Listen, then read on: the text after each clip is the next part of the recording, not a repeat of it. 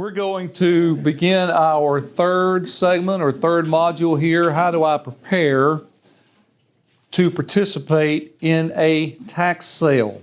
We've tried to kind of lay a foundation up to this point. I know we've kind of chased a few rabbits, which is good, no problem. And we'll chase a lot more before it's over with, but we've tried to kind of lay a foundation for taxation, property taxes, how we arrive at a tax bill, how we come up to tax sale, how the system approaches tax sale. And so now we want to talk about how do I prepare to participate in a tax sale. The first thing we have to do is determine what are my objectives by participating in a tax sale. Is it to get rich quick? Well, in my opinion, that's a bad answer.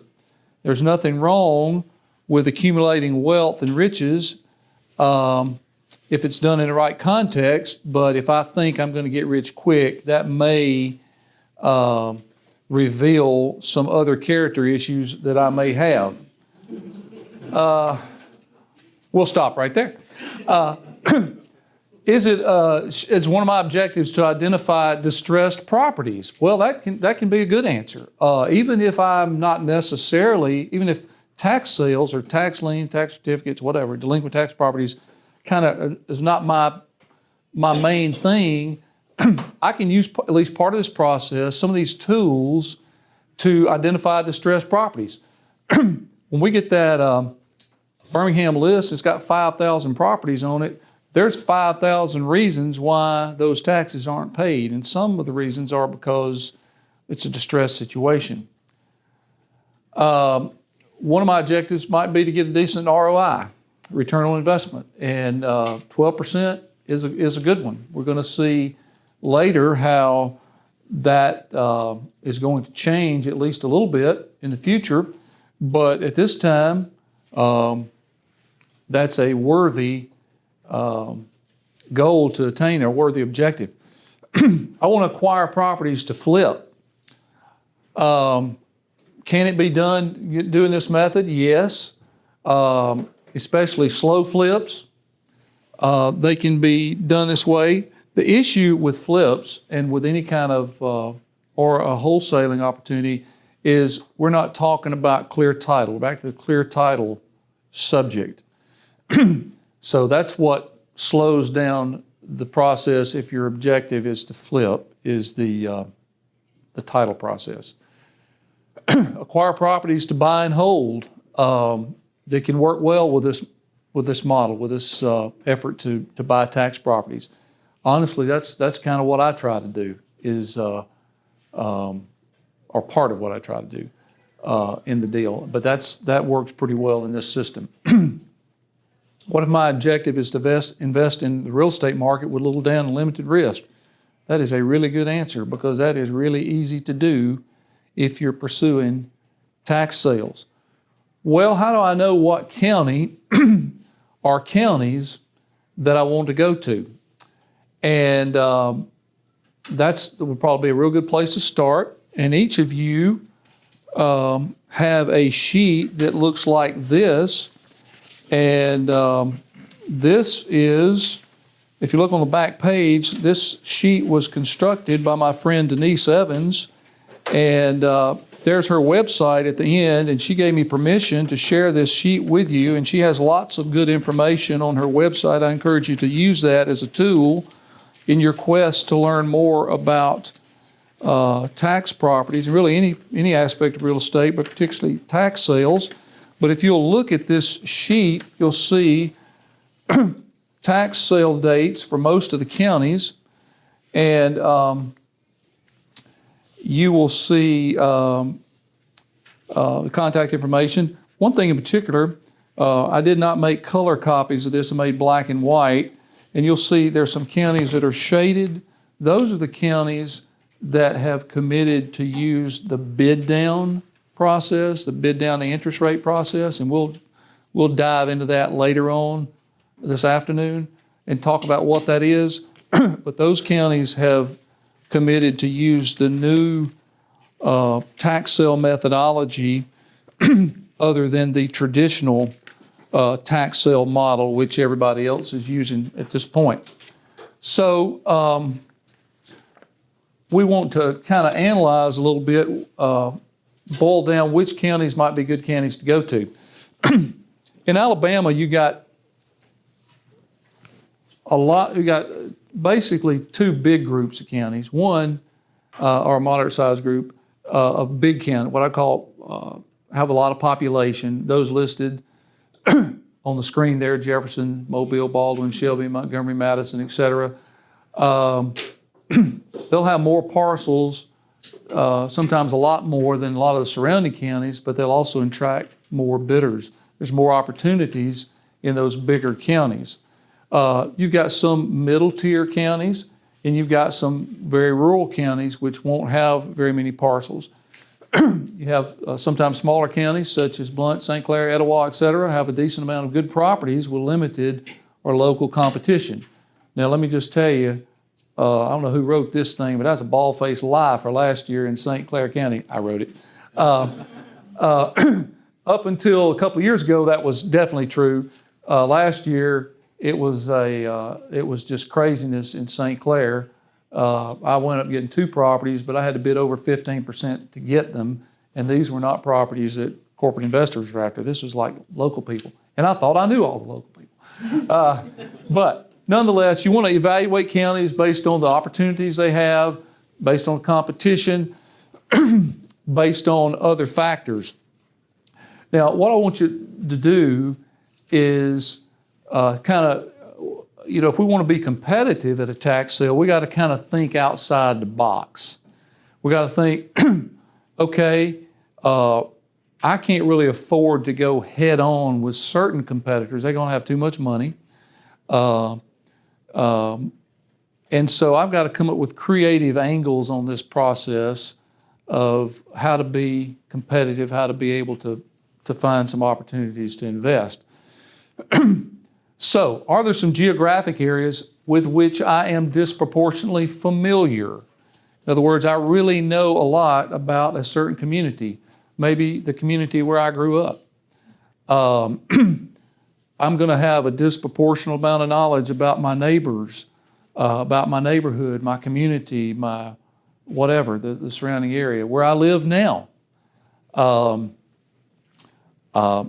I live out in the country in St. Clair County, and over the course, I guess we've been living there a little over 20 years, and I think I've acquired 4 tax deeds on the road where I live on. Now this is farmland, kind of area. It's not farmland that I have tax deeds on, but just by paying attention, just by familiarizing myself with the property that's around me.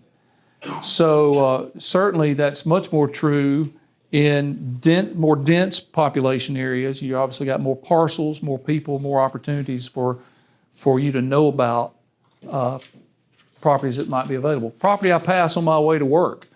Hey man, I go by this old house, it's falling in, I drive by it every day. Well, maybe you need to drill down and see what's going on with that old house. Something that's near my work. Well, it's right beside, we got this building beside the place where I work, and it doesn't look like anybody's paying attention to it. Well, it might be worth it to do some research on that. Situations that overlap as a result of my work. When I worked for the county, I had this guy who would come over he worked for inspection services with the city of Birmingham. He knew more about properties that were sold at state than I did, or sold at tax sale than I did, because he dealt with a lot of condemnations. He dealt with situations where the city was going to go in and put pressure on people to clean up places. So he had some parallel knowledge that was extremely insightful and helpful when it came to trying to identify tax sale properties. So there would be lots of business or industry situations that would provide what I would call parallel information that would be helpful in this situation. What's some property that are near my relatives? Places near my grandmother's house or whatever that I would be familiar with.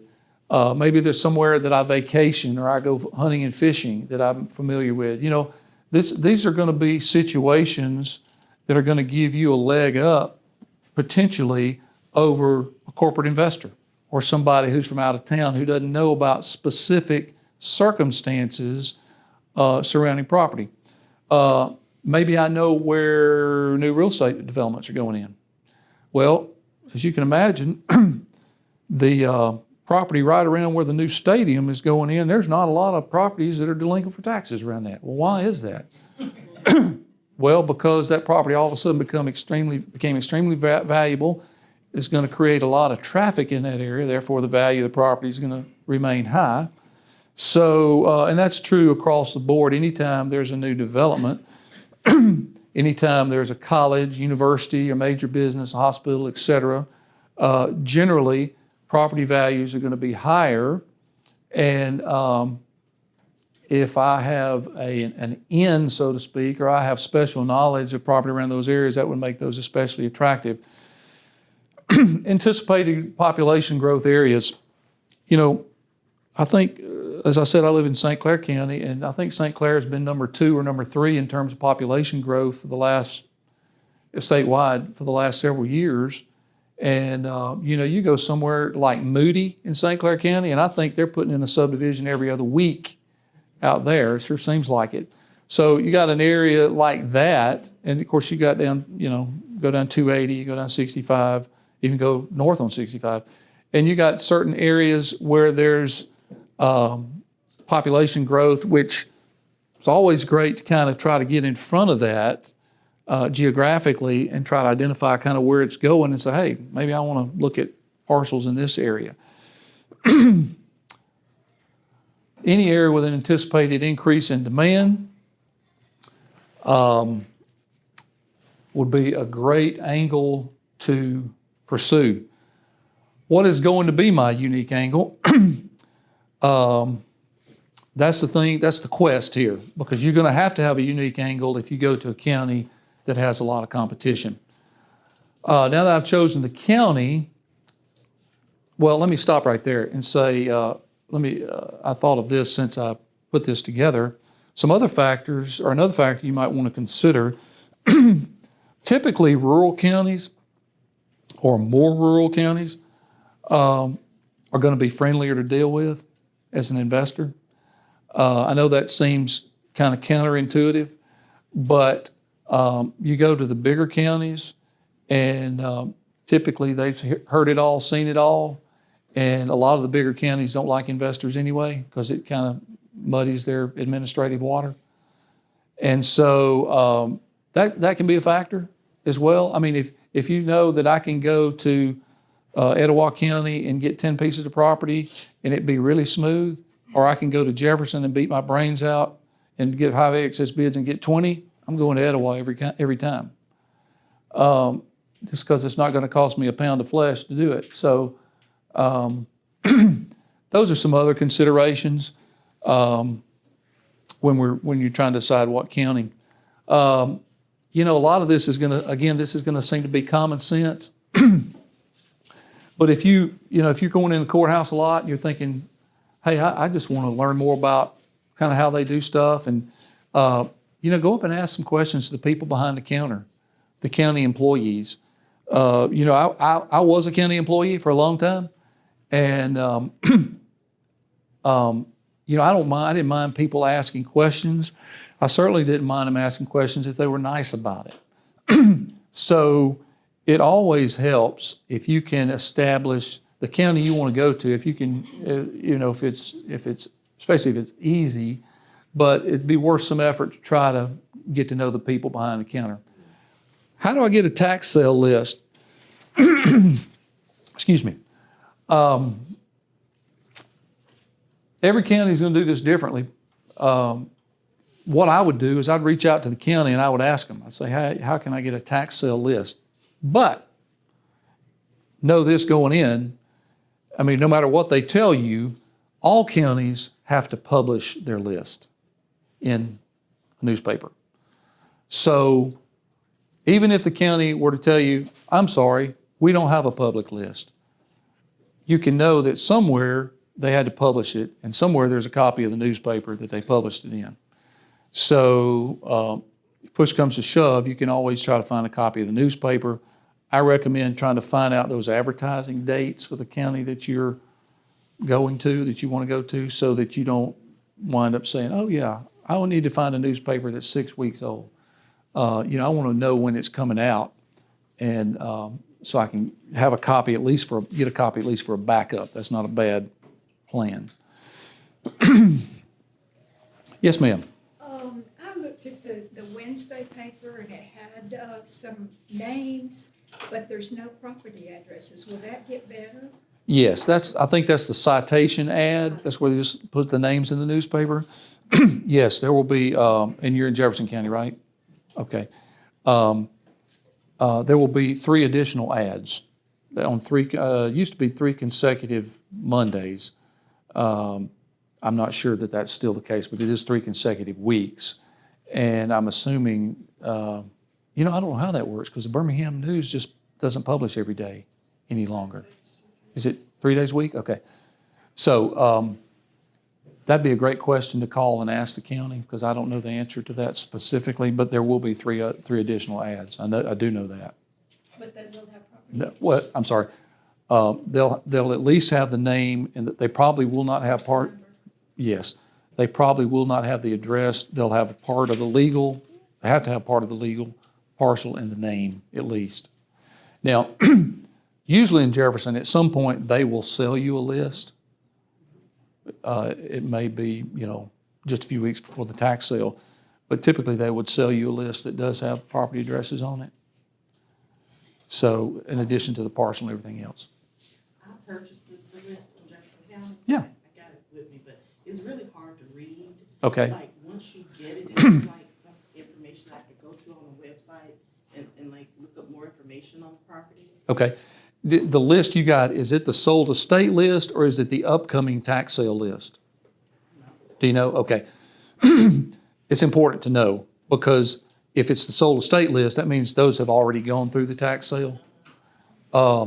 If it's the It's a big thing that they give you right there. yeah, I think that's the sold estate list. Okay. Yeah. So what does that mean? Well, that means those are the properties that are with the state of Alabama right now. And you can go to the state website and apply for any of those. Couldn't that one be both of them, so to state in, Typically, they're not together. okay. Yeah. I have remember getting a disc before, and she said there was both on the disc. Well, typically it's the Bessemer and the Birmingham list when they Well, say I was both. I was getting the best from the list, so maybe that's the difference. It could be. You just need to ask them. And just know that, hey, there's a current year list, and then there's a sold estate list, and then there's Birmingham and Bessemer of each of those. So just obviously need to know what you're getting there. But what we're talking about specifically here is getting your list, is getting ready to go to tax sale in May. Yes, sir. The listings for the counties that don't have as large of a newspaper like Jefferson Yeah. does, is there, other than just general searching, is there another way to get that a little bit more direct besides just calling directly, or? Well, Not sure if that's a concise question. obviously, it's going to depend on the county. There would be some alternative resources to getting lists, and I'll talk about those in just a minute. But I think the best thing to do is just call the county and let them tell you how they offer it. And then sometimes there's a backdoor way to get a list. There's companies that sell lists. As you mentioned that sometimes they'll say that, oh, we don't offer a public one. Like if it's a rural county that is trying to keep the close-knit families Yes. that they have in the rural setting. Yeah. In that case, you're going to need to try to get the newspaper, would be my primary thing. And then I would check and see if perhaps some online resources would offer that. And I'll touch on that in just a little while. So the first effort here is going to be to check with the county. Excuse me. How much meaningful data is on the list? Well, as we just mentioned a second ago, if you just got a list of names, that's not very helpful. Who can tell me what they think is the most meaningful piece of information that would be on the list? Parcel ID. The tax mailing address? All right, I got parcel ID, I got tax mailing address. Tax number. I'm still waiting to hear from above. The specifics of the property, like when they have like 65 North, kind of like the specifics of the property. Street address. Or sometimes called the situs or the site address. Yes, site address and parcel. If I can get those two, I can do great things. The site address is going to let Google be my friend and other mapping software. But that's going to help me get to where I can put eyeballs on the property. The parcel number, especially if I go to a county that has a good GIS system, I can key in the parcel number there. It's going to tell me exactly, I'm going to verify that I've got the right piece of dirt, because I don't know if it's happened to you, but I put in a street address and, oh, wow, that's a nice looking house. Well, that's too bad, because the parcel number is the burnout right beside it. So, excuse me, it's always a good idea to use that as double check so that you don't get snookered on that situation. So you want to make sure that you can get meaningful data. Now, if I'm in Jefferson and I've got 5,000 parcels, obviously that's a different picture than if I'm in St. Clair and I got 200 parcels. If I've got 200 parcels, I can afford to do a lot of hand keying if I need to get pertinent information on my list. That's not going to be the story with 5,000. I'm going to have some automation to help me with that. So, totally different situations, but still, I'm going to need to determine what is meaningful on that list. Work the list. What does that mean? What is due diligence anyway? Who can give me a good definition of due diligence? Putting eyes on the property yourself. That would be one aspect, no question. Very important aspect.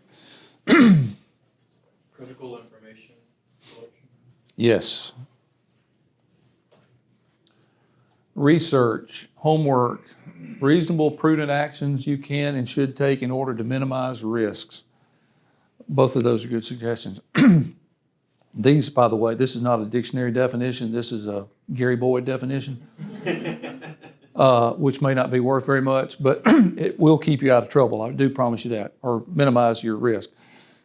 So, what are some things I can do specifically to research these properties? And keep in mind, the balance is, I don't want to spend 3 hours researching one parcel only to be outbid by $1,000 on it. So there'd be a balance there between how much due diligence do I invest in a parcel with the risk that I may not be able to buy it, but spreading due diligence across, a reasonable due diligence across a list, whether I've got 10 or 20 or 100.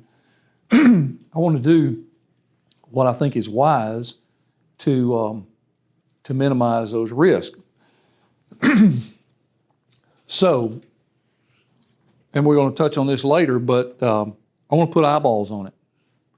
I want to make sure the value of the property is worth it. Here's a for example on the value. I had a friend the other day that said, Gary, I've got a condo, a tax certificate on a condo. Would you like to buy it from me? I just want to get out of it. I said, okay. Well, what's the value on that condo? He said, well, it's about $45,000. And if it's a condo, that means it's probably got delinquent condominium dues on it. And I said, well, is it occupied? He said, I really don't know. Well, the last condo I did was occupied. It was occupied by cat and dog remains. And old results of hoarding. And so I'm thinking, well, that cost me about $4,000 just to have the hazmat taken care of. Then I had to come in with a new HVAC. Then I had to paint the whole thing inside. And pretty soon I had just about bought, by the time I started adding up in legal fees, I had just about come real close to the 45,000. That was a bad idea, and as a result, I didn't buy that tax certificate because I knew even if I wound up with it, I was too close to the real value of the property.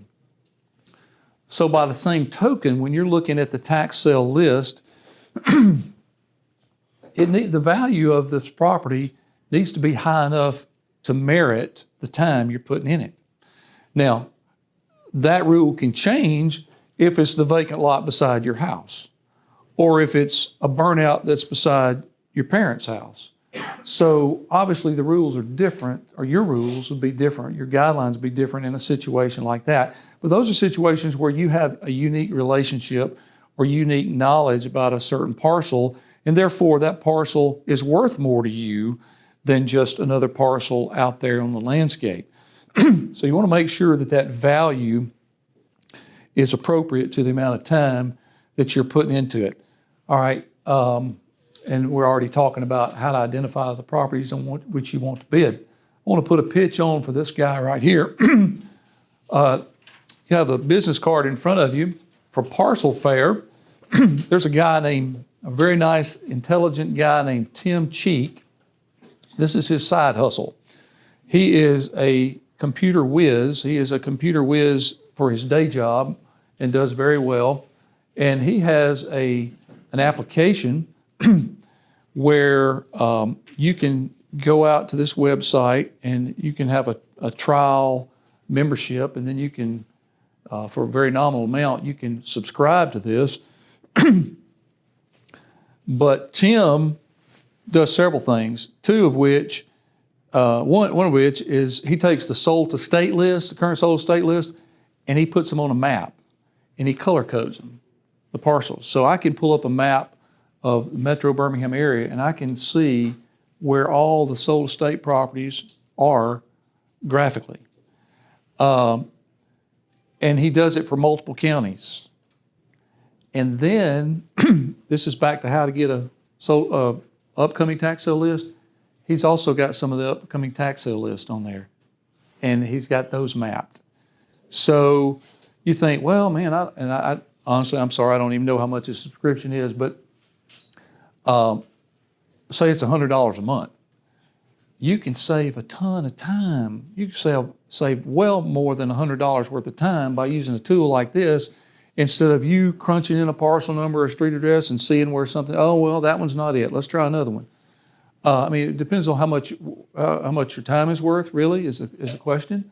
But this is a great tool, and I would encourage you to investigate that as you try to boil down your list of properties you want to identify and thus pursue. I recommend when you go into the tax sale that you develop 3 tiers or 3 different buy lists. Can anybody tell me why that might be a good idea? Because somebody might take the first choice. Exactly. You may not get your first choice. Matter of fact, you may not get your second choice. As it was my case last year, I didn't even get my third choice. But I still had these ready. And years past, this has saved me because this is what happened to me. I brought a knife to a gunfight, if you understand that symbolism. And when I did that, and I came in there and I saw that everything on my first choice list was going for way more than I was prepared to pay, I thought, well, we'll check that off and we'll go to second choice. And maybe some of those were getting picked off, but maybe I got 1 or 2 every now and then. But then if I had third choices, I could kind of have all those I wanted. So the danger is, well, obviously the warning here is make sure you don't come in with one list and you think, oh, I didn't get what's on my list. I'm going home with my tail between my legs. No, just know that going in, you need to be prepared. And really, obviously, the key in all this is be as prepared as you can reasonably be. Don't think you're going to walk in off the street and be successful. Nobody walks in off the street and is successful. You want to be prepared, and this is one of the ways that you are prepared. All right. We want to put eyeballs on anything we might buy. And I realize that we might need to boil down our list. Maybe we can't go look at 100 properties, but we sure could probably go look at 20 or 25 even, depending on your time. Now, I want to give you an example. Here's a house, and this is a property that was sold estate, but it could very easily be a property that was coming through the tax sale. I got a price quote from the state on this about 2 weeks ago, and so I start running it through my little filter in terms of what I look for, and pull it up on Google, and this is the picture I get on Google. I'm thinking, that's a good value for a house. It was probably around just a little under 100,000. It's in a good, pretty decent rental area. It looks pretty good from the outside. Probably would have to do some work on the inside, but it's not a disaster. And so this would probably be one I'm going to pursue. The getting in price was pretty low, and it was for 3 years of taxes. I hold it one more year, I get a tax deed. This one's, I'm about 98% there on this one. And so I thought, well, before I send a check in, I got to listen to my own preaching, and I got to do a drive-by. So a couple of days later, I go by, and look what I found. It's got this nice access to sun here. It's got this free-range garage door that's open to all kinds of creatures. And so I'm going by and I'm thinking, thank you, Lord, that I didn't send a check down on that one, because the folks at the state, they don't care about this. They don't care what it looks like. They just care if they got the money for it. So prime example number one of why we should do drive-bys. Don't trust Google as your final proof, as much of a temptation as it is. I had one about 9 months ago where I had applied to the state. $300,000+ house out in the Bessemer division, I believe it's out in Concord, a relatively new subdivision, these beautiful brick homes. And I got a price quote on this one, and the county had it valued at $300,000+. And I thought, this is too good to be true. I got to go look at this one. And sure enough, it was a burnout. Beautiful, beautiful brick facade, but the facade was all that was left. The rest of it was burned out. So I can't stress that enough about putting eyeballs on it. Yes, sir. On this website where it's got Yep. a listing for the houses and everything. Yep. I just received a notice from someone about one of the areas that I'm looking at for rental stuff is for the Central area. They're about to do their assessments for the upcoming tax year. Okay. And they're gonna be coming out doing, it's just to notice people that they're gonna be in the properties, looking around kind of thing. Yes. Is that from Jefferson County? I think it's what. Okay. Yeah. Is that, how frequently does that occur to the point of knowing, like, that burnout? Because when they come out to look at it, are they gonna see the burnout and then? Adjust the value accordingly? Theoretically, yes. Now, as you probably know, they're not going to come out every year and put eyeballs on it themselves. They're going to do that. They're going to divide the county up in zones, and they're only going to do that zone every so often. Now, if a zone, and as you probably know, there's several factors that determine how often they come out. They're tracking real estate sales in those areas, and if sales are coming in a lot higher than the values that they have, then they're going to send people out there more often. Yes, they're going to reassess more often. Other than that, they're going to look at neighborhood factors and zone factors in terms of, well, what is the overall average of increase or decrease of property tax values as reflected in the sales in this zone? And they're going to apply a factor to that whole zone. So they're going to say, okay, we got 10 sales in this zone over the past year, and those sales are 10% lower than the values on those 10 that were, the county value was 10% higher than the actual sales. Then they're going to make an adjustment, and they're going to apply that a lower value, a lower ratio to all the properties in that zone.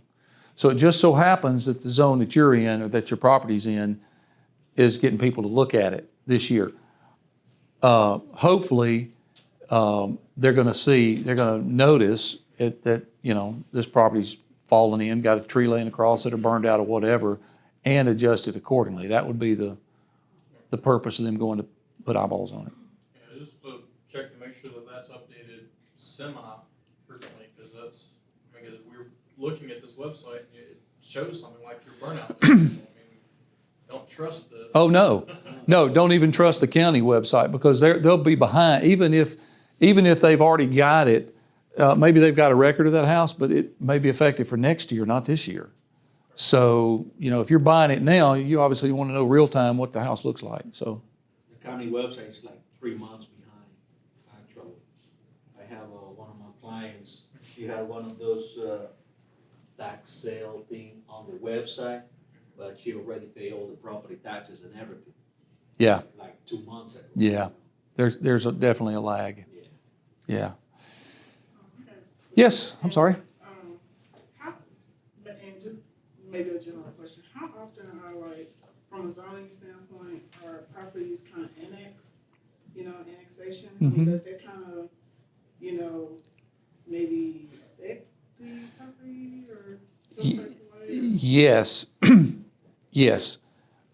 We used to live in Cahaba Heights before it was discovered by the city of Vestavia. And I wish I still had that house because it would be worth about 2.5 times what it was worth when I lived there. Of course, that was a long time ago. But to your point, absolutely, that's going to be a factor if I get annexed. Now, as you probably know, there are all kind of deals that are made when annexations take place. Sometimes they say, okay, we're going to delay, you know, raising your property taxes for 2 years or for a year or whatever, if you'll agree to come in, if they're trying to do it in mass. Then you've got individual annexations or spot annexations, which when they get annexed, unless there's some kind of specific provision to the contrary, then the tax rate's almost always going to be higher. So that's going to affect the taxes due. Also, if you went from Cahaba Heights to the city of Vestavia, not only is your rate going to go up, but your value is going to go up. So you got kind of a double whammy going there. If your question is, does that affect the tax amount and or the value, the answer is absolutely yes. They do it like often, like how would you know? I mean, unless If so, go if to a council meeting or something? Well, that would be it's in the newspaper, obviously, and, you know, however they get their news out, but typically it's pretty much public knowledge unless it's an individual, like somebody petitions Birmingham, hey, I want to be in the city and I'm in an unincorporated county, then you might not know about that. But if they're like annexing, you know, a whole street or whatever, then obviously that's going to be more, you're going to see more advertising for that.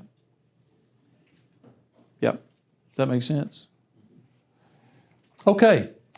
Anybody else got a question about that or something similar? Okay. Plan your budget. Do not overspend.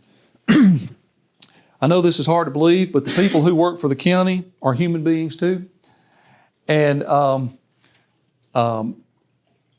what would happen invariably is somebody would come to the tax sale and they'd say, oh, I bought 10 pieces, but I only have enough money for 9. I don't have enough money to pay for the 10th piece. I want to give that back to you. Well, that does not make the helpers very happy because they have to do something at that point. They either have to put that, if the sale's not over, they have to put that parcel back in the tax sale and offer it again. When I was with the county, that's what we tried to do if the tax sale wasn't over. But it's not a good way to win friends and influence people if you show up and you don't have enough money, or if you haven't planned carefully and you buy more, you sign up to buy more than you actually have funds for. So just make sure that, you know, that's kind of a common sense thing, but just know that it's so important to consider the people that you're dealing with. And you're trying to make their life, the way you're successful is by helping them be successful. And I mean, that's true in almost everything. So but that's especially true in tax sales. Yes, sir. Do you get penalized for that? Well, sometimes I can remember hearing people being told, well, you can't come back next year. I don't think that's enforceable. Yeah. No, I mean. But they don't have to be nice to you. But they don't have to be nice to you, that's for sure. And that's the point. Yeah. I mean, can they make life difficult for you? Of course. Can they make you go to the end of the line? Sure. Oh, I'll do it, you know. Yeah, well, I understand. Make no mistake, but I'm talking on the legal standpoint. I don't think they can legally prohibit you, but, I mean, what if they say, I'll wait you. well, what if they say, no, you can't come in here for the tax sale today? And you say, wait, I can. And we say, no, and they say, no, we're not gonna let you in. Well, what's your option? You're gonna whip somebody? I mean, you know, you're gonna go get a lawyer and file something? Well, that's great, the tax sale's been over a week. Yeah, the costume, right? Yeah. Disguise. So, you see, even if you win, you don't really win. Yes. So, what's the point? So the point, you know, pay attention, be nice to people, treat them the way you want to be treated. I mean, that's pretty simple. Anybody else got any questions about what we've been talking about? Yes, ma'am. Okay, just say if you did purchase a property and it happened to be one of the burned properties. Yep. Who's liable or who's responsible for that property? Just say the property was condemned. Would the person about tax certificate or deed be responsible or like who's? That's a great question. That is a great question. The question is, who is responsible if I just bought a burnout? Well, this whole subject of buying tax properties, we need to assume the posture of buyer beware. Okay, that's on us. It's our responsibility to make sure we're doing everything we can to make a prudent and wise purchase. That's what we talked about: due diligence, research, homework, etc. Putting eyeballs on it.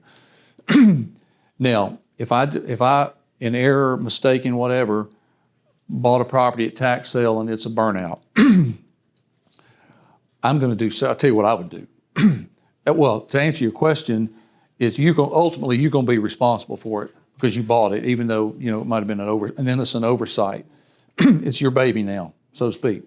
So if it was me, what I would do is I would go back and I would try to find out when the property burned. Depending on the jurisdiction it's in, there's a fire department probably that responded to it. Okay, so that means there's a fire report, which is a public record, which you may have to pay a few dollars to get a copy of, but I'd get it. I'd see when that occurred. And I don't know, do you remember when we talked at the beginning of the seminar, we talked about lien date?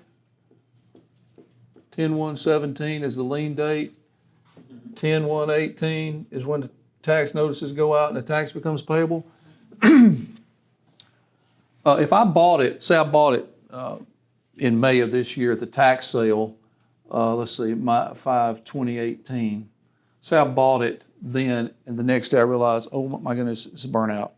And I do what I just said, and I get a copy of the fire report. And what I'm hoping is that fire took place sometime prior to this day. You see where I'm going? Because if it burned on September 15th, for example, and I have a documentation saying that it did, I'm going to contend that the value is not accurate as of that date. And when I say not accurate, I don't mean it's $1,000 off or even $10,000 off.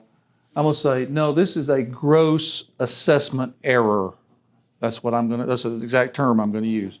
Gross assessment error. This house burned to the ground. Before it burned, it was worth $85,000, just of improvement. The improvement now is worth 0. The land may be worth 10. I'm going to say, this is an assessment error. I need you to cancel that tax sale. I'm going to make that appeal to the revenue commissioner or to the tax assessor's office. Okay? That's the first thing I'd try to do. Now, if it burned, say, 11/1, 17, I'm not gonna have that tool in my arsenal. I may have to take it on the chin, and I may have to say, son of a gun, that was expensive tuition, but I just got a little junior college degree out of that one. And, you know, hopefully this is $1,000 or less or something in that ballpark if you just bought it for 1 year of taxes. So the worst case scenario, you lost $1,000 on it, which, So would I be responsible for like getting it torn down, or just say they come in and say this property is condemned? well, the powers that be are gonna try to make you do that. Okay. What I'm gonna say, what I'm gonna tell them is, I've just got a tax lien on the property. I've got a tax certificate on the property, which effectively is a lien against the property. And I'm just a lien holder because you're not gonna pay the next year. And so it's gonna go to the tax sale again, and either another investor or the state is gonna hold that same lien. So, now, I know that some municipalities have gotten pretty aggressive about tax certificate holders, and they've said, no, you got a tax certificate holder, you're gonna have to pay this delinquent sewer bill or this delinquent fire dues bill or whatever, or we're going to come after you personally. And from a non-legal standpoint, here's my contention, or here's my observation. Those local liens like sewer, storm, forest, fire dues, municipal liens, those kind of things. Any one of those can be foreclosed on independently. They can foreclose on the property and they can deprive you of your interest. But in this case, you want to be deprived of your interest. So you can't have it. I'm probably going to have to get a lawyer if they really come after me. But my point would be, you can't have it both ways. Okay? So you can have it one way, but you can't have it both ways. Just from a logical standpoint. So if it's me though, I'm going to say, I wasted $1,000. I'll lick my chops and move on to the next fight. And, but doesn't mean the city's not going to try to send you mean letters and tell you got to pay this. I'd say good luck. That would be me. And if they really came after me, I'd have to get my lawyer involved, but that's going to be my last line of defense. Yes, ma'am. When you say do your due diligence, would you check to see if the property has any liens on it before you decide to, because that might be when you actually Sure. keep it. So Sure. Well, it might not be a bad idea. It depends on what your objective is for that property. If you think it's one you might wind up with, if you're familiar with Landmark Web, that website, Landmark Web, pardon me, which Landmark Web is a website that where you can look up recorded documents in the probate court in Jefferson County, and if you click around on it, you can kind of, especially if you know anything about real estate, anything about titles, anything about mortgages, it's pretty easy to learn how to spot things on there. And I'm saying this purely from an educational standpoint. You can also get in trouble if you don't know what you're doing. When I say in trouble, you can interpret something incorrectly if you're not careful. But it's a source that's available to the public. And if I'm using it, and I say I have a situation where there's a property and I think I'm going to buy it or I want to bid on it, and it's in my neighborhood, and I really want to make sure I got my act together when I go to the tax sale on it, I'm going to get on Landmark Web and I'm going to look up the assessee. I'm going to try to trace it backwards. I'm going to try to see if there's a mortgage on it. I'm going to see if there are any other encumbrances on the title. Is there, IRS lien, state revenue lien, whatever, Medicaid lien. I'm going to be looking for things like that. So it's going to depend. I think your question was, do I recommend you do that? In certain situations, I would. I don't recommend that you come to a tax sale with a list of 100 and having done a search on all of them. It'd take too long. So just depends on the situation, but that could be a good thing. Yes, sir. Later today, will you be covering like what to do if there is one of those type marks against the account, like a mortgage or something? Yes, I will be talking about, we've got a segment where we're going to talk about success stories and fail stories. And I will definitely address that during that time. And if I don't tell you what you want to know, just interrupt me at that time. Yeah. Okay, anybody else have any questions about what we've talked about so far? We've talked about objectives to tax sale, how to choose a county, how to work your list, how to get meaningful data on your list, to get ready to go to tax sale. Can anybody think of anything that would be helpful to address at this time regarding those issues? Yes, sir. What is your experience about property that goes to the state versus property that you buy at tax sales? Are most of the times that go to the state kind of been picked over and there aren't that many good properties? Well, the answer is it depends in that, yes, they've been picked over one time. But you remember when we looked at the statistic list that you got in front of you, you can kind of see some years you got a lot of properties, a lower percent that sold to investors. And on those years, a lot of properties went to the state. Well, especially in those years, there'd be lots of opportunity to buy good properties from the state. It tends to go with the economic cycle. Obviously, if the investors buy a ton of them at the tax sale, it's going to be kind of slim pickings at the state for that year. But there's, especially in bigger counties, there are always some that go to the state. So, matter of fact, that would be another way to get around going head on with the investors, is make sure you got good follow-up and see what went to the state. And on the plus, the negative on that is they've already been picked over once. The plus on that is you don't have to excess bid. You get them for a low getting in price, because you only pay what's the taxes plus interest that are due. And it's not competitive. It's the first come, first serve when you go to the state. So lot easier sailing in that regard.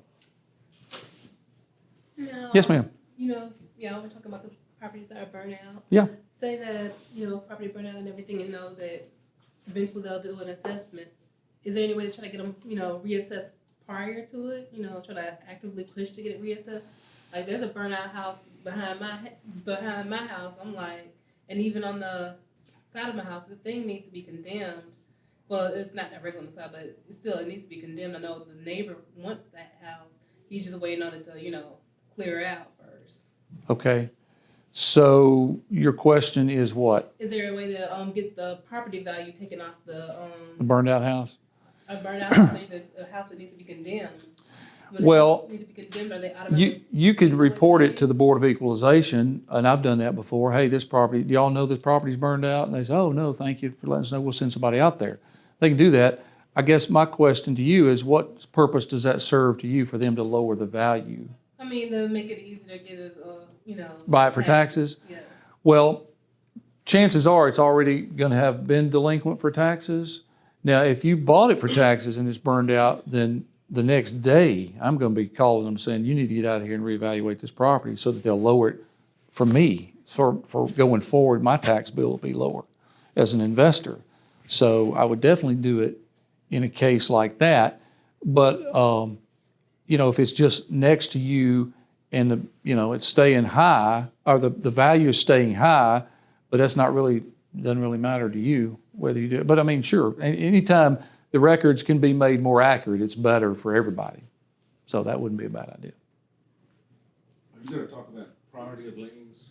For example, who has more priority, someone who buys a certificate versus mortgage or judgment? I had not planned to, but I'm from a functional standpoint, if I've got the tax lien, unless there's a municipal lien involved, I'm the 900-pound gorilla in the room. So, and we can talk more about that later. I can talk more about that on the success stories, because I bought some before that had IRS liens and state revenue liens, and I'm I'm not really afraid of those because I've got a tax lien. So I don't want to be careless about that, but we'll talk about that when that comes up. Yes, sir. I don't know if it's related or not, but do we have in Alabama or the county, whatever, there's some squatters that do the adverse possession on properties. Do we have that here in Alabama that apply? And can somebody take possession of the property and they change the locks and everything? Yeah. And file an adverse possession with the county? Yeah, I don't know the answer to that. I mean, I know that there's certain provision, legal provision for people who have adversely possessed property, for a certain period of time. The thing I'm most familiar with is adversely possessing it within this time frame here. So, if somebody's been a squatter for 10 or 20 years, is that really property that you're going to be interested in? See, that, so I don't know the legal answer to that. So, all right, we're getting ready to break for lunch. Any last minute questions before we go to lunch? It is about 12:08. Let's come back at 1:15. I'm sorry, you got a question? Yeah, go ahead. Can condemned properties be purchased? Say that again? Condemned properties. Condemned properties. The house that's condemned, that, where the tree was cut, but the roof is messed up and now it's got a Yeah. little sign on it. They can be. The thing you want to be careful on about condemned properties is buying it one day and they mow it down the next day. So before you put the money down, you want to go talk to the city or whoever. I know that with the city of Birmingham, if you caught it early enough in the process, you could buy it from the state or at the tax sale and then go get a building permit to make the preservation repairs. That would stop the condemnation process. So the decision you have to make is how bad is it? Okay. How much money am I willing to spend on it? Because you may buy it for taxes and then go to the city and say, I need a building permit. And they say, well, it's going to take, you got $50,000 to fix this and you don't have $50,000 or you had not planned to spend $50,000. Then you kind of caught in the middle there. You kind of hung. So you want to make sure that it's not going to cost too much before you go down that road. But that's what I would look out for if I'm doing that. So to answer your question, yes, you can buy them if they're condemned. Just want to make sure you're early enough in the process to stop the condemnation. Yep.